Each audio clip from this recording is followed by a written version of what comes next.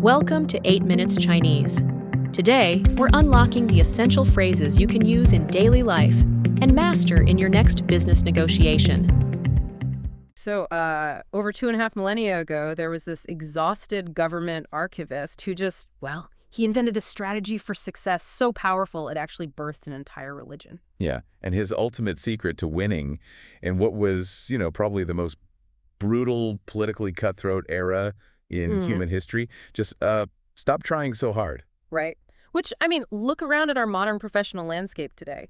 You put in the brutal hours, optimize your morning routine down to the minute, download all the AI productivity assistants, right? Oh, absolutely. You read all the thought leadership books. Exactly. Yet instead of arriving at some promised state of success, the result is often just this profound, bone-deep exhaustion. It really is. That exhaustion is kind of the defining characteristic of our era. It forces us to ask if society's relentless blueprint for the hustle is actually a roadmap to success, or if it's just a highly optimized recipe for systemic burnout. Right, because we are culturally conditioned from childhood to believe in this very linear equation, like more effort, more friction, and more hours will mathematically guarantee better results. But when you apply that equation indefinitely, The system eventually breaks down. It has to. which is exactly why today's deep dive feels so critical, we are pulling from an excerpt titled The Rebel Archivist, Introducing Laozi. It's such a great piece. It really is. And our mission today is to look at how a tiny text from ancient China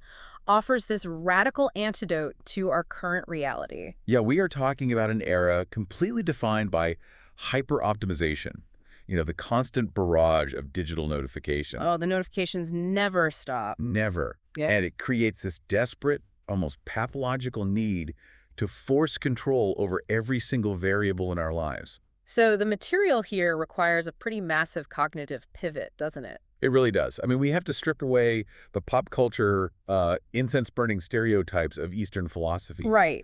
This deep dive isn't about checking out of reality and neglecting your mortgage or, just escaping your responsibilities. Which is what people often assume. Exactly. We are exploring what Lao has called winning by letting go.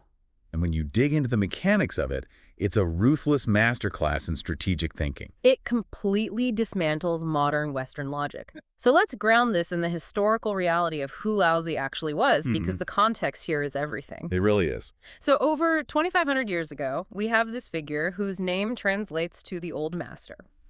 And he is an imperial archivist during the Zhou dynasty. But he isn't sitting in some quiet, modern library. Right. He is stationed at the epicenter of a chaotic, violently power-hungry world. He's watching warlords and politicians literally tear each other apart for incremental gains in territory and influence. This is a very dark time. And one day, he looks at all this political maneuvering, the assassinations, the endless greed, and he essentially just decides to walk away from the table. He recognizes the entire socio-political structure is a losing game. And he doesn't just resign and, start a consulting firm in the suburbs. He famously climbs onto a water buffalo and rides off toward the western wilderness, fully intending to just vanish from recorded history. Which is such a wild visual. Yeah. The image of this disgruntled intelligence officer slow riding a water buffalo away from the collapse of civilization. It's incredibly cinematic. Yeah, but the funny thing is he didn't actually vanish. He got stopped. Right. He reaches the western border gate, and the guard stationed there actually recognizes him. Wow. Yeah, and this guard understands that Laozi possesses this immense strategic and philosophical intellect, so he basically stages an intervention. He essentially refuses to let Laozi cross the border until he writes down his philosophy, right? Exactly. That singular moment of historical coercion is why we have the Tao Te Ching. It's a brilliantly dense 5,000-character text that went on to completely shape Taoism. But, hearing that origin story through a modern, hyper-competitive lens immediately triggers my skepticism. Oh, so? Well, is Laozi just an ancient escapist? The modern equivalent would be an executive who gets burned out, engages in quiet quitting, and moves to an off-the-grid cabin, Just because they lack the resilience to handle the corporate arena. Right. So how do we know this isn't just a philosophy born out of an inability to compete? It's a completely valid suspicion, especially given our modern bias that equates withdrawal with weakness. But analyzing his text reveals a very different mechanism at play. Okay, so it's not just running away. No, Laozi wasn't retreating because he couldn't cope. He was opting out of a flawed paradigm. I mean, he was a master strategist analyzing a rigged system. A rigged system, yeah. When you are in an environment where the rules dictate endless striving, paranoia, and the forced subjugation of others, the cost of winning basically destroys the victor. It's like the only prize for winning a pie-eating contest is more pie, and eventually the pie just makes you sick. That's a perfect way to put it. If the game is structurally designed to consume the players, participating at all is a strategic failure. And that is the exact mathematical exit he found. He recognized that in a world obsessed with doing more, the ultimate asymmetric advantage was found in the paradox of doing less. He stepped outside the arena to observe the architecture of the arena itself. Exactly. But if the solution isn't to just paddle harder, what is the actual methodology? Because, doing less sounds lovely for a weekend retreat. Sure does. But you and I and everyone listening, we still have quarterly goals, mortgages, and complex relationships to manage. We do. And the source material roots the answer in his foundational concept, which is the Tao, or the way. The Tao. Okay, so how do we define that? Well, the Tao is the bedrock. The text defines it as the invisible organic rhythm of the universe. It's like the underlying algorithm of nature and human existence. Okay. And the key thing is it operates completely independently of human desire or human anxiety. Which is hard for us to grasp, right? Because usually we treat life as this raw material to be hammered into whatever shape we want. Exactly. We see our careers or our relationships as a series of hostile problems that have to be forcefully solved. But aligning with the Tao demands a shift. It means viewing the universe not as a battlefield, but as an ecosystem with its own existing currents. Yeah, we constantly try to impose linearity on systems that are inherently cyclical. Like, we want infinite straight-line growth in our economies, our productivity. Happiness, yeah. Right. But the Tao operates in seasons, in ebbs and flows. When you align with the Tao, you stop fighting the fundamental physics of the situation. Okay, think about aerodynamic drag. Ooh, okay. If you're building a sports car, hustle culture basically tells you to just put a massive fuel-guzzling engine into a brick-shaped vehicle. Right, just brute force it. Yeah, you can force that brick to go 150 miles an hour if you burn enough fuel, and you just have to accept that the engine might explode. Which is exactly how most people run their lives. It really is. So aligning with the Tao is realizing you need to put the car in a wind tunnel. You study the natural flow of the air, the invisible current, and you shake the car to let the air pass over it smoothly. And you achieve the same speed with a fraction of the energy. Exactly. That wind tunnel analogy perfectly captures the transition from theoretical philosophy to practical application. And it's a great moment for you, the listener, to audit your own life. Yeah, like where are you currently driving a brick into the wind? Exactly. Consider a project at work that is stalled, or a dynamic with a family member that always ends in an argument. Are you trying to brute force a solution against the natural grain of that person or that market? Identifying that underlying current is always the first step to reducing the drag. But identifying the current is one thing. How we interact with it is where Laozi gets incredibly tactical. Very tactical, yeah. If the Tao is the wind in the wind tunnel, the way we design the car to slip through it is captured in the concept of wu wei. Right, wu wei. It's the operational engine of Taoism, and frankly, the most heavily mistranslated concept in the entire philosophy. Because it usually gets translated as effortless action. Right. Yes, and frequently diluted to just mean doing nothing. Which, to a modern professional, that sounds like an endorsement of complete apathy. Yeah, it sounds like sitting on the couch and just hoping the universe pays your rent. Right. But wu wei is actually highly engaged. A much more accurate translation is acting without friction or non-coercive action. Acting without friction.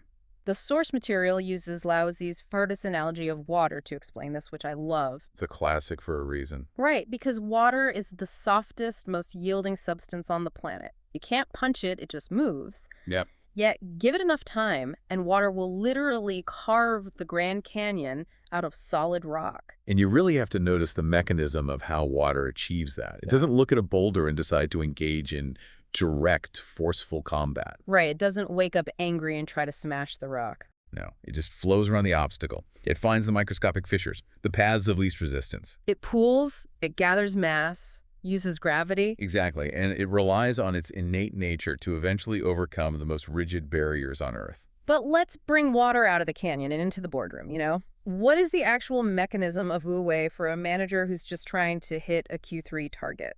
It's a great question, because in modern corporate culture, we have completely conflated friction with progress. Oh, totally. If a team isn't stressed, if there isn't a massive Slack channel filled with midnight emergencies, leadership assumes no one is working hard. We have fetishized the struggle. We basically view exhaustion as the only valid receipt for hard work. Wow, yeah. So practicing Wu Wei in a management role means auditing the system for unnecessary friction. Instead of forcing your team to adapt to some convoluted new software platform that they hate, Which just causes friction, resentment, and a drop in productivity. right, you look at how they are naturally communicating and build the workflow around their existing habits. You align with their momentum rather than coercing them into your idealized framework. It's the difference between algorithmic elegance and brute force. Oh, say more about that.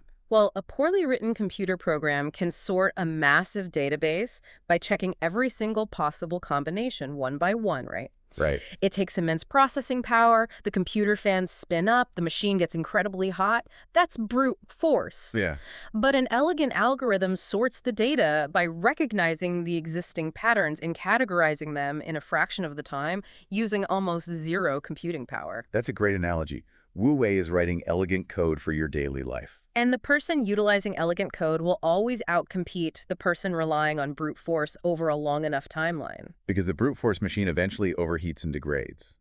The person practicing Wu Wei sustains their energy indefinitely. They are calmly locating the door while everyone else is bloodying their knuckles punching the wall. Exactly. So if the Tao is the system we are navigating, and Wu Wei is the strategy of moving through it without friction, what keeps us calibrated? Right. Laozi provides an internal compass to run this operating system, which he calls the three treasures. And these are the core values that completely redefine our metrics of true strength. The three treasures are compassion, frugality, and humility. Now, I can easily map compassion and frugality onto our modern lives. I mean, emotional intelligence and resource management are pretty standard best practices today. Sure. But humility is where I feel the need to aggressively push back. Go for it. The literal translation of humility provided in the text is not daring to be ahead of the world. Which is a phrase that goes against every single instinct of modern capitalism. Absolutely. We live in a hyper-globalized, venture capital-driven economy. The entire mandate is to be a category king, right? Yeah, first to market, top of the rankings. The loudest disruptor in the space. If a CEO walks into a board meeting and announces their new strategic vision is not daring to be ahead of the world, they will be replaced before lunch. They really would be. Doesn't this philosophy basically guarantee that you get eaten alive by competitors who are perfectly happy to dominate? It definitely sounds like career suicide until you look at the historical data of what actually happens to the people who insist on being first. Okay. Laozi is pointing out a structural vulnerability here. Forced dominance is incredibly fragile. The pioneer who rushes blindly to the front of the line usually takes all the arrows. So wait, the first mover advantage is a myth? In many cases, yes. Just look at the technology sector. The companies that create lasting monopolies rarely invent the category. Oh, that's true. They practice strategic humility. They let the aggressive first movers burn billions of dollars educating the market, making all the fatal mistakes, and discovering where all the consumer friction actually lies. And then the company practicing not daring to be ahead just steps in, flows around all those validated obstacles, and delivers the elegant solution. Exactly. Apple didn't invent the MP3 player, the smartphone, or the tablet. Right. They waited, they watched, and they flowed into the gaps. They basically let the aggressive disruptors act as their crash test dummies. Exactly. That completely flips my understanding of the concept. Not daring to be ahead isn't volunteering to be mediocre. It's maintaining the strategic flexibility of the second mover. Because dominance requires rigidity. When you have to constantly defend your position at the very front, you become inflexible. You waste vast amounts of energy just maintaining the optics of being in charge. Exactly. True strength, in the Taoist sense, is resilience. The classic analogy is the rigid skyscraper versus the modern tower built with a tuned mass damper. Right. An older, rigid building fights the hurricane winds with pure stiffness. And if the wind is strong enough, the structural integrity just fails. It snaps. But a strategically designed building yields. It sways. It leans into the force of the wind, absorbing the energy rather than opposing it. And when the storm passes, it just returns to its center. Humility is the tuned mass damper for your ego. You don't need to be the loudest voice in the room to control the flow of the room.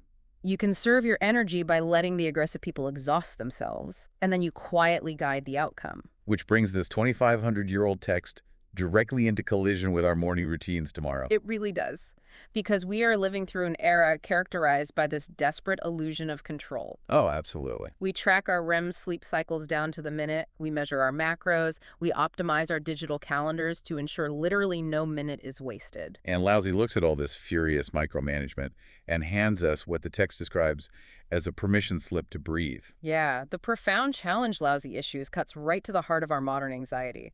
He asserts that your greatest locus of power is never going to be your ability to control external circumstances. It will always be your capacity to master your internal reaction to them. Because the external variables are infinite.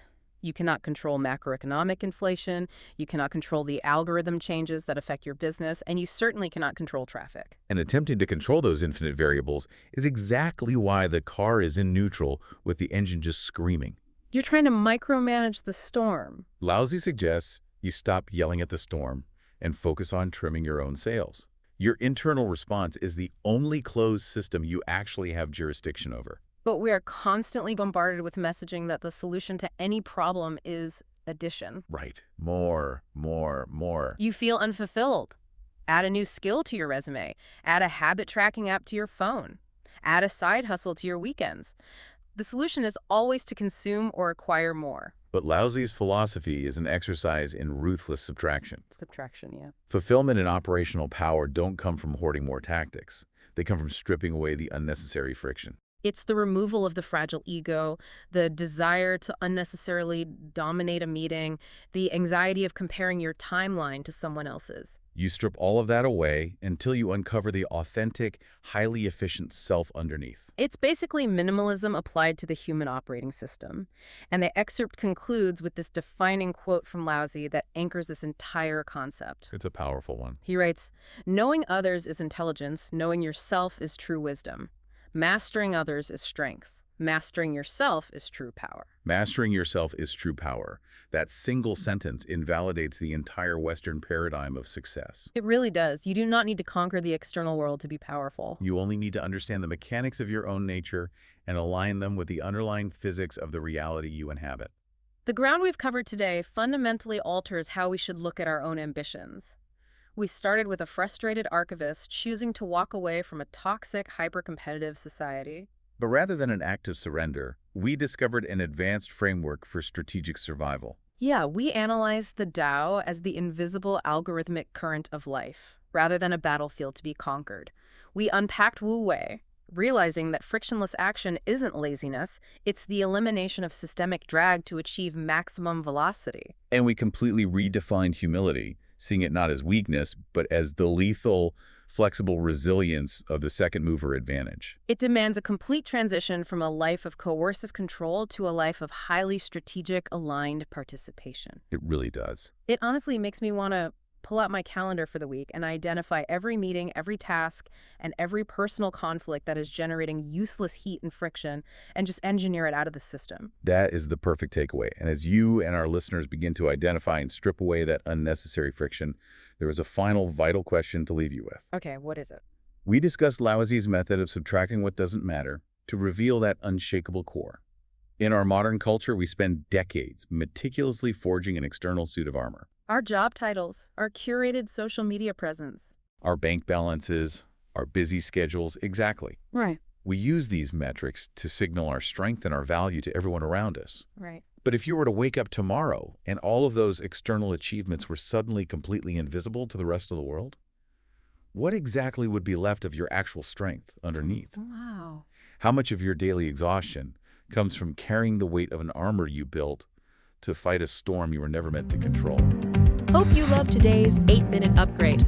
Don't forget to subscribe for more, and I'll see you next time.